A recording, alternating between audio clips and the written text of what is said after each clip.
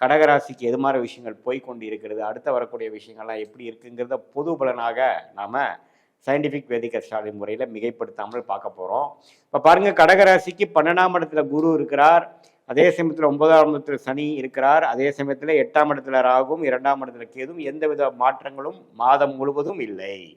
அதே சமயத்தில் ராஜயோகாதிபதியாகிய செவ்வாய் பாருங்க 7ஆம் இடத்துலயே இருந்து ராசியை பார்த்து ஒரு மாதத்தின் 3rd வீக், 3வது வாரம் 4வது வாரத்தில் அவர் 8ஆம் இடத்துக்கு போகிறார், போய் குருவின் பார்வை பெறுகிறார். அதே சமயத்தில் சுக்கிரன் மாதத்தின் 2வது வாரத்திலேயே 8ஆம் இடத்துக்கு போகிறார். அதே சமயத்தில் புதன் 8ஆம் இடத்துக்கு போகிறார். அதே சமயத்தில் சூரியனும் பார்த்தீங்கன்னா மாதத்தின் நடுப்பகுதியில் ராசியிலிருந்து 8ஆம் இடத்துக்கு போகிறார்.